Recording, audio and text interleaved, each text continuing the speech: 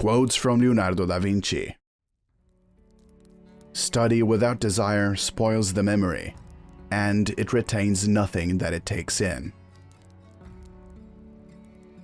It had long since come to my attention that people of accomplishment rarely sat back and let things happen to them. They went out and happened to things. Nothing strengthens authority so much as silence.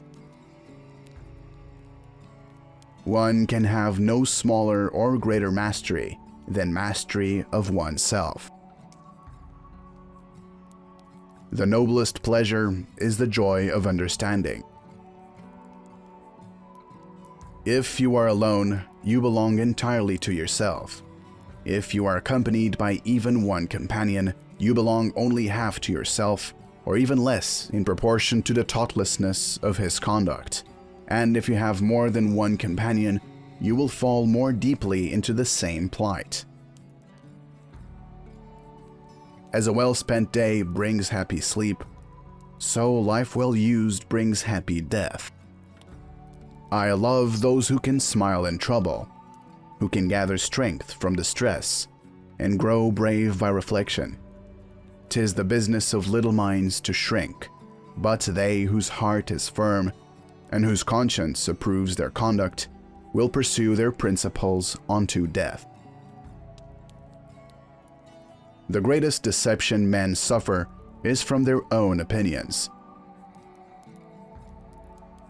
Learning never exhausts the mind. There are three classes of people: those who see when they are shown, those who do not see. Principles for the development of a complete mind. Study the science of art. Study the art of science. Develop your senses, specially learn how to see. Realize that everything connects to everything else. It is easier to resist at the beginning than at the end. I have been impressed with the urgency of doing. Knowing is not enough. We must apply. Being willing is not enough. We must do. The deeper the feeling, the greater the pain. Every now and then, go away, have a little relaxation, for when you come back to your work, your judgment will be surer. Go some distance away, because then the work appears smaller, and more of it can be taken in at a glance, and a lack of harmony and proportion is more readily seen. As you cannot do what you want what you can do. One has no right to love or hate anything if one has not acquired a thorough knowledge of its nature. Great love springs from great knowledge of the beloved object, and if you know it but little, you will be able to love it only a little, or not at all. Iron rusts from disuse.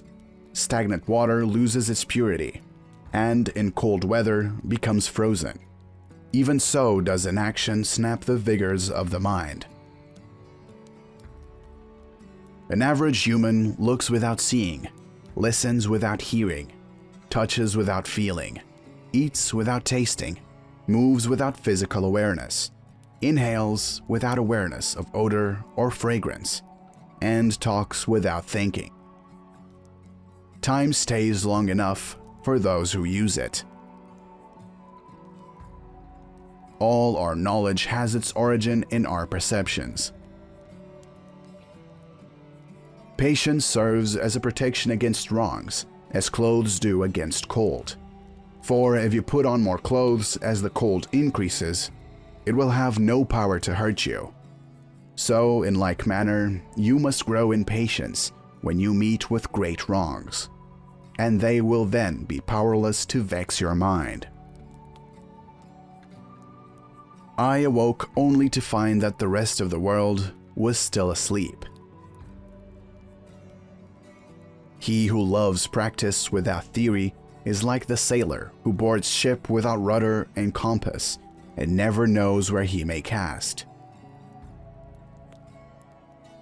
In rivers, the water that you touch is the last of what has passed, and the first of that which comes. So with present time. The acquisition of knowledge is always of use to the intellect, because it may thus drive out useless things and retain the good. For nothing can be loved or hated unless it is first known. Truth at last cannot be hidden. Dissimulation is of no avail. Dissimulation is to no purpose before so great a judge. Falsehood puts on a mask. Nothing is hidden under the sun. The mind that engages in subjects of too great variety becomes confused and weakened. He is a poor pupil who does not go beyond his master. While human ingenuity may devise various inventions to the same ends, it will never devise anything more beautiful, nor more simple, nor more to the purpose than nature does, because in her inventions nothing is lacking, and nothing is superfluous. If you find from your own experience that something is a fact, and it contradicts what some authority has written down, then you must abandon the authority and base your reasoning on your own findings. He who can copy can do. It is an acknowledged fact that we perceive errors in the work of others more readily than in our own. The men of experiment are like the ant. They only collect and use, but the bee gathers its materials from the flowers of the garden and of the field, but transforms and digests it by a power of its own.